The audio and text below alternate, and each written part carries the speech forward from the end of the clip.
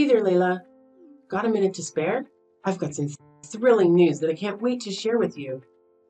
Good afternoon. Sure, I can talk for a while. What's going on? Well, first things first, how's Stephen been? My son's been treating you well, I trust? He's a little silly sometimes, but he's got a heart of gold, you know. And of course, I hope you're doing well yourself. You're a very smart, strong young lady, and I would hate to see anything happen to you. No worries on that front. Stephen and I are just as we've always been.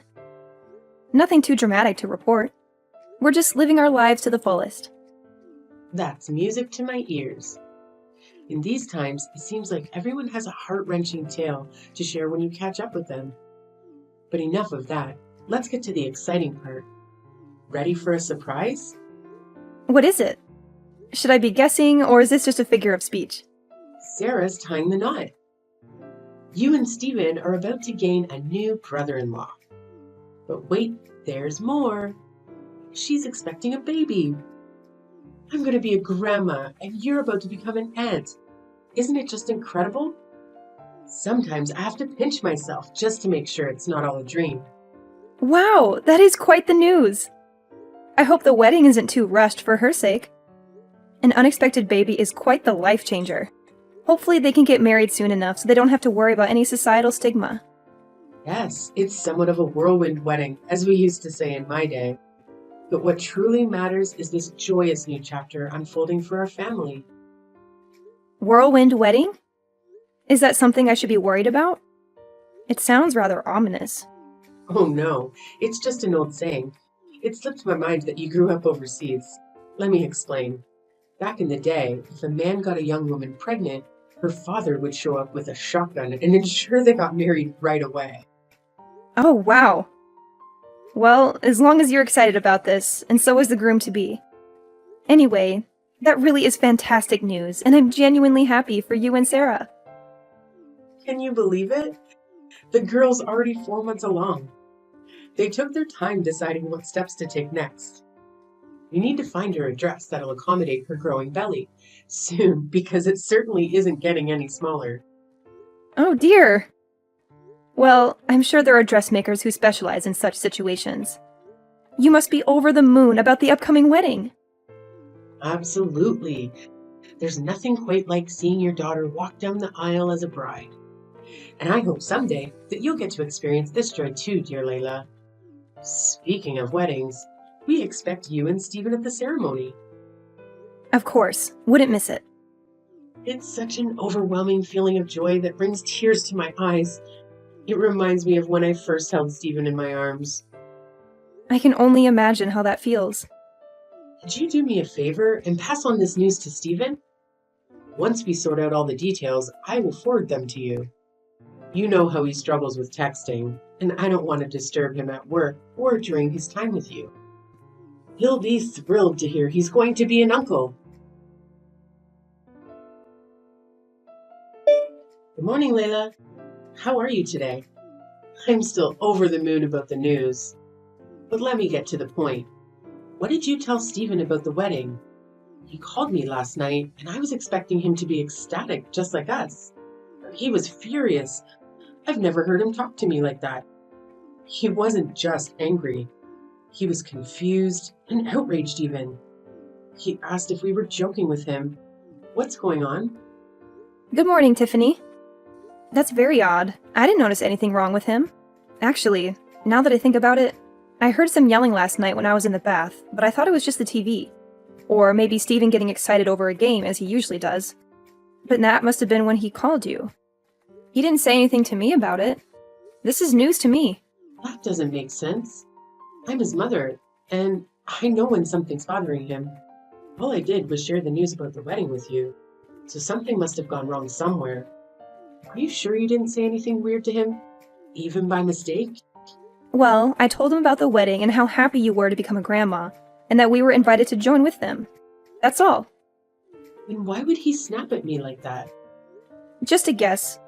But maybe this is still a touchy subject for Stephen. Touchy subject? What do you mean? All I did was tell him that Sarah's pregnant. He should be happy for her. What's so upsetting about that? Tiffany, I was hoping we could avoid this conversation, but it seems inevitable now. You haven't forgotten about the accident 2 years ago, have you? The one where we lost our baby? How could I ever forget such a horrible thing? But it's in the past now, and you both need to move on from it, especially if that's what caused Steven's reaction. You make it sound so easy when it was a very traumatic experience for both of us. Traumatic? Isn't that a bit strong? Not when I have to relive that nightmare almost every day. Remember, I was as far along in my pregnancy as Sarah is now when you hit me with your car. It's not easy for us to just forget something like that, even though we've tried therapy and support groups. While I've always been better at hiding my feelings than Steven, I don't blame him for having a hard time with this news. And for the last time, it was an accident. The car's brakes failed. It wasn't my fault. Look, whether or not it was your fault isn't the point here. It's not like you meant to hurt me or our baby. And what do you want from me? It wasn't easy for me either. The guilt nearly killed me. Tiffany, I don't care what you do with your life. You can drive a cab or race a car for all I care. You have no idea what it feels like to lose a baby inside you. It wasn't like I had an abortion or something.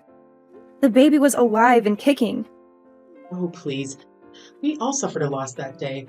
Don't you think I loved that car? It was part of our family for so long, and then I had to scrap it because it was total. How can you compare your car to my miscarriage? Your car was just a thing. My baby was alive. Yeah, you said that before. After I paid for everything, the damages, the hospital bills, the therapy sessions, I've taken all the blame for that awful accident. Can't you just let it go? Money can't fix everything, Tiffany. You left me broken, Tiffany, in more ways than one. And now, even if Steven and I wanted to move on, we can't. You know I can never have another baby. Okay. I get what you might be upset about Sarah's wedding, but I really thought it would make you happy. Can't you be happy for her? Can't you look on the bright side? And Steven, he never had a baby inside him, and he didn't lose his ability to have kids. If he's so unhappy, why doesn't he just find someone else who can give him a child? He's a man after all. That's the most insensitive thing you've ever said to me. And that's saying something. This is why he yelled at you on the phone. Alright, enough of this depressing talk. I'll send you the wedding details soon. And you better be there, both of you. You need some fun and joy in your life after all this misery. Trust me. Grab a pen and paper, Layla. I have some exciting news for you. Sarah and Joshua have finally set a date for their wedding. Hello, Tiffany. I hope you're doing well. Did you find a nice venue for the ceremony? Yes, thanks to you, my dear. Remember the hotel downtown where you had your reception? The one with all the Art Deco paintings and sculptures from the 1920s?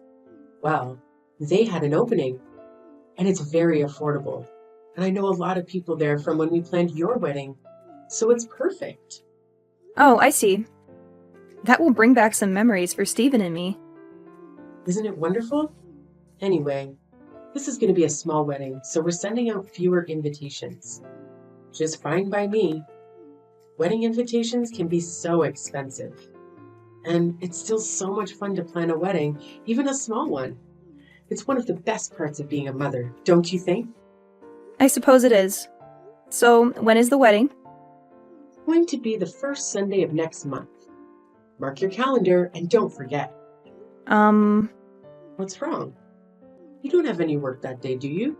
You know we talked about this a few weeks ago, but it seems like you're being very insensitive right now. What? What are you talking about? Oh, come on, not this again. How does this have anything to do with that accident that I've apologized for 1,000,000 times? You're being ridiculous, dear. Just tell me what it is. You think I'm being ridiculous? Really? You're the one who keeps making it harder for us to move on. That day you picked because it was cheap and convenient. That's the day my world fell apart 2 years ago when you hit me with your car. Oh, is that all? It's just a date, dear. Don't you think it's time to make some new memories on this day? It's not that simple, Tiffany. You can't just erase what happened. The fact that you can't even remember, it's unbelievable. Oh, please.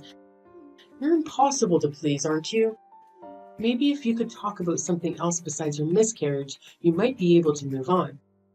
Didn't they teach you that in therapy or support groups? Or did you skip that session because you were too sad after looking at your calendar? You have your whole future ahead of you, Layla. You're only hurting yourself by living in the past like this. Better be careful where I seat you at the wedding, or else your gloomy mood might ruin everyone's happiness. Living in the past? If our baby had survived, they would still be a toddler today. How can you expect me to forget that? I'm starting to wonder if that accident damaged your brain too. I had a great aunt who had a lobotomy, and she was just as stuck in the past as you are now. Move on for your own sake. Every word you say hurts me more than the last. Great, now I'm responsible for your misery too? That's really unfair of you. You're the one who's at fault here. Moving on means finding peace. And that's why I've tried not to fight with you. Even when you ignore my pain or insult me, I still try to be civil with you. The last thing Steven or I need is more conflict over something that was an accident. So there you have it. I'm full of grief and anger, but I choose to treat you kindly, even if I don't feel any warmth towards you. Well, aren't you a saint or something? Probably wanted me to praise you, but all I feel is a headache coming on. Anyway, let's drop this depressing talk or your sadness will rub off on me. I want both of you at the wedding, no matter how you feel about the date. And do me a favor, don't wear a black dress. It's a wedding, not a funeral. Howdy, Layla. I'm not catching you at a bad time, am I? Hi, Tiffany. And no, it's a perfectly fine time to talk as any. What a pleasant surprise. I was worried you might be tied up with work or something. Not exactly. I mean, I'm working from home, but it's not super high priority at stuff at the moment. Oh, good. I'm glad you're free. That's one less thing I have to worry about. Is everything okay? Well, Sarah and Joshua just moved into a house. Perfect to raise the baby in. And of course, it wasn't cheap. That's why I'd really like for them to have a nice wedding gift that's going to help them along the way, you know? Sure, I can understand that. Anyways, what I wanted to ask is if you still had that money set aside from the settlement for you know what. What? Well, I was thinking of putting it to good use, so we have the funds to get them something really nice and memorable. You know? You didn't spend it all, did you? I haven't spent a single dollar of it. Don't worry. I've been saving it for a very special purpose I like to call revenge. Revenge? You better not mean against me, my dear. Is there something else I should be setting my sights on? If so, I'm not seeing them. You even know what the word accident means anymore? Or have you completely brainwashed yourself? Besides, no matter how badly you want to hurt me, it's most certainly not going to bring your child back. All you're going to do is reopen those old wounds of yours with that kind of thinking. You say that despite doing everything you can to stop me from being able to heal properly. That's why I need to get back at you. Not to make myself feel good, but to allow Steven and I as people and as a couple to move on with our lives. As a couple, please don't tell me you've roped my little Steven into all this too. My daughter-in-law betraying me is one thing, but to think that you've turned my son against me? I didn't turn him against you. You turned yourself against him with your horrible mindset, words, and actions. I'm the wounded one. But you've hurt him badly too. That man has been grieving with the worst kind of pain and loss imaginable. And you act like he should just grow some thicker skin about it. I don't want to hear how you feel as a mother when you took away my chance to be a mother of my own and his chance to be a father. So, I've paid the settlement. I paid your bills. I've begged time and time again for your forgiveness. How is this not over yet? I've been able to move on from things just fine somehow, while you two seem to relish being emotional black holes. You haven't moved on because you never cared to begin with. You were more upset about your car than you were about the baby, after all. I want you to look deep inside yourself at whatever shriveled up excuse of a heart you have inside your chest, if any, and really think for a second. Do you honestly believe that to me, as the years would be enough time to erase the pain caused by losing a child? Whatever happened to the old saying, time heals all wounds? I figured you would pull out something weak like that. You've already made up your mind, haven't you? As long as you've paid us off, your hands were free of any blood. That's what you think, isn't it? Well, newsflash, Lady Macbeth. You might as well have just wiped your hands with a fat stack of cash and tried to hand it off to us. So no, I don't want to wipe my tears with your blood money. And I didn't even want to use it at all, unless it was to get revenge on you. Why do you insist on going on and on about revenge? Enough posturing. If you want to run me over yourself to set things straight, then just do it already. Don't worry. I've got bigger plans than just making you live through my pain. Besides, I don't want to pay your hospital bills.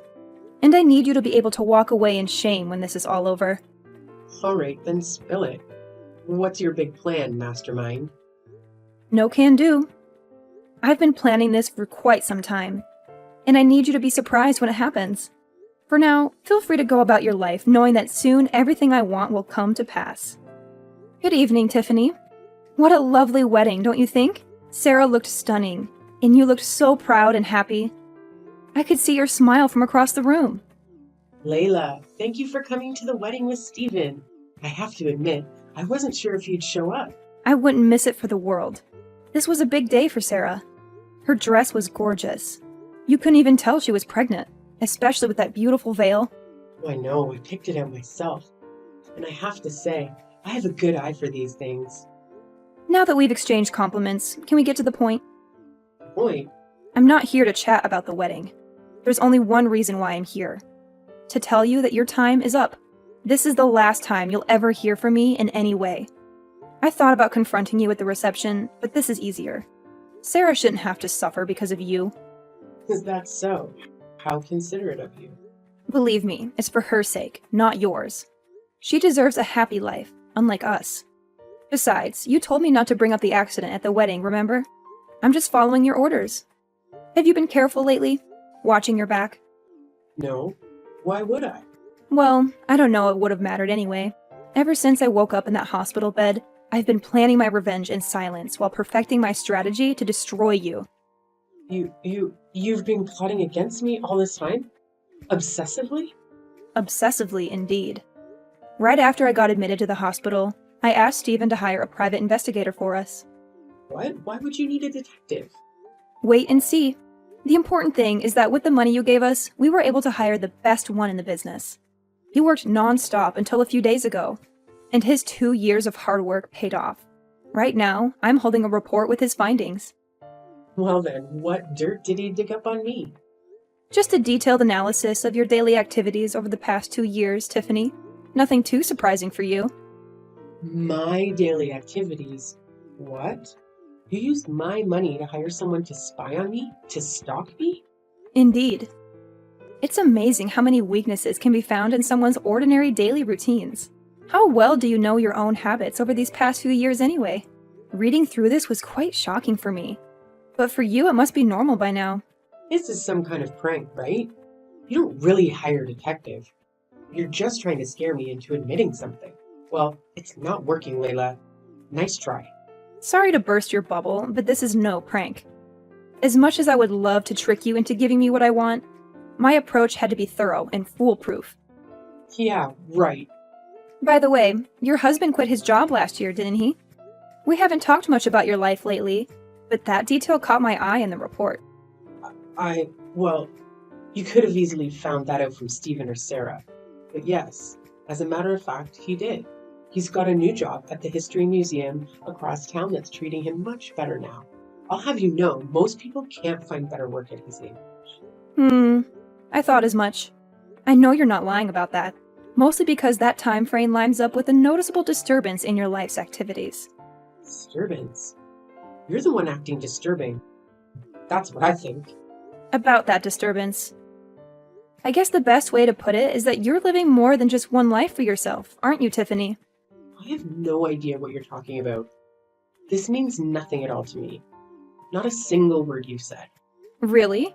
Let me give you a refresher then.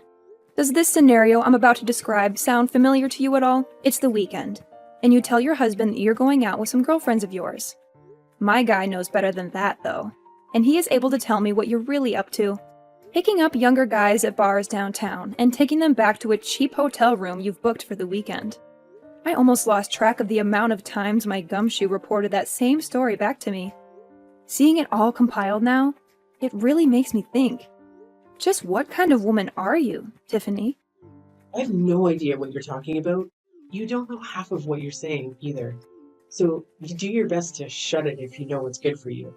You're just saying a whole lot of nonsense you have no way of proving. Oh, you can rest easy on that front.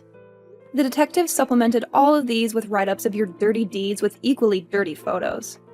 Photos? You know, I always thought a woman of your age would know better than to do something this rash and thoughtless. Or that you'd at least be smart enough to cover your tracks.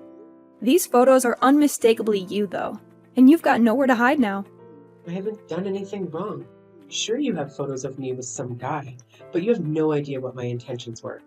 Oh, I don't think it takes much for me or anyone else to piece that together. I definitely don't need to hire a detective to have a theory or two. Besides, even if you didn't do anything with this guy, certain facts stay true, immutably so. Namely, the fact that you lied to your husband about what you were doing all those weekends. Now, if you didn't think you were doing anything wrong, I have to ask, what were you thinking? Maybe I just didn't want him to worry about me while I went out for drinks, okay? Maybe. Maybe you didn't want him to know that you were fooling around with other guys, and much, much more. Are you any good at poker, Tiffany? My eyes and ears out in the city told me that you like to spend your husband's hard-earned money on poker at every bar in town. It would probably be pretty bad for your image if your husband, Sarah, or any of the lovely people at this wedding found out you had this side to you, huh? Shut up. So what? You've got photos, huh? You'll never catch me in the act. So your findings are as good as trash. True, you're a slippery one, I admit. A lesser detective wouldn't have even caught a whiff of this. You gave me enough money to destroy you, though. The truth is, whether or not I catch you red-handed, once the information gets out there, you're going to be in the hot seat regardless. The dirt I have on you doesn't just muddy your reputation, it completely spoils it. I'm warning you. If you don't stop this, I'll block your number. I mean, go for it, I guess. That's not really going to stop me from sending all this to your husband, though. You wouldn't dare. He doesn't need to know a damn thing about any of this. This is just between you and me, isn't it? Like you said, no one else needs to get hurt. Really? I was sort of thinking he had a right to know that his wife is not only unfaithful to him, but routinely lies to him about that and her habit of throwing his money away. Telling him just seems like the responsible thing to do from my perspective. When I said I didn't want to hurt Sarah, it was because I wanted this day to be special for her. If he found out, there's no way he'd do anything short of divorcing me, though. That's a good point. You and I both know there's nothing he hates more than a liar and a backstabber. Just imagine how he'll feel when he finds out how long this has been going on. I know you're a gambling woman, but I wouldn't bet on the odds of him staying with you if I were you. How would I be able to live without him? That's impossible. You can't do this to me. Yeah, without your husband's money, you're flat out broke, aren't you? I would offer to give you the money you used to settle with us back, but wouldn't you know it? I spent it all on that detective. Please, I'm begging you. Whatever you do, don't tell my husband. Don't tell Sarah or anyone else. Please. Your demands are getting less and less practical by the second, Tiffany. How am I supposed to just keep your secrets for you, Stephen and I already know, so what's the harm in letting your daughter in on the fun too? They're all going to figure it out sooner or later. You're wrong. They don't have to know a thing. Not as long as you can stop it, right? Wrong. I don't care about protecting you. Not after what you've done. You haven't protected us, after all. Rather, you've tried to throw us into the deep end and watch us flounder time and time again. This is revenge, plain and simple.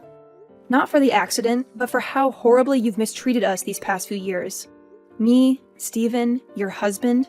Speaking of which, it really does seem like fate that it would all unravel on this day. Unlike you, your husband is well aware of the importance of this day, seeing as he calls us regularly to check in and support us emotionally. He's coming by today to observe the life of the baby we never had as a family. You wouldn't know much about grief, though, unless it was about your car, I guess. He's coming to you? Yeah? Do you have a problem with that? It's already so late in the evening, you know. And besides, if he's going somewhere, I thought he would tell me about it. Right. Because you're always so truthful with him about what you get up to when the sun goes down. Well, why not hitch a ride with him in that case? Maybe he'll even let you get behind the wheel. It might be a tough sell for him, though, because he remembers everything about what you did on that horrible, tragic day. If you do, you won't tell him, right? You wouldn't do something like that if I came, right? He just told me he's getting ready to come, so he'd better make up your mind quickly. All right, I'm coming, I swear. Please, whatever you do, just don't tell him. I'm begging you. Tiffany made it to the house that evening, but her husband took the wheel without offering to let her drive at all. In fact, when Stephen's father arrived at the house, he did as he always did on this day and prayed silently with us. Not that she knew anything about it, but the grief had struck her husband just as intensely as it had us. He came to us right after the accident, and he's been coming over ever since, partly to help us, but also to settle his own sorrow. I think my father-in-law knew of his wife's heartlessness when it came to the tragedy, and so he held on to twice as much pain and guilt in return for being as excited as we were to being parents. He was thrilled to become a grandfather, and he'd put so much thought into how best to support us in raising the child. And so, my aspiration of revenge, though rooted in my desire to see Tiffany crumble, came to fruition in getting justice for my father-in-law. He deserved better than Tiffany's lies. When he learned the truth, he said nothing. He drove home with her in silence and divorced her the next day. He's a man of few but powerful words. I can't imagine his anger and disgust. He called me a few days ago to say the divorce was done, and Tiffany was living in a dump near her poker clubs. We gave him and his lawyers all the evidence we had. She didn't even fight back. Now he, Stephen, and I are free of her dark shadow.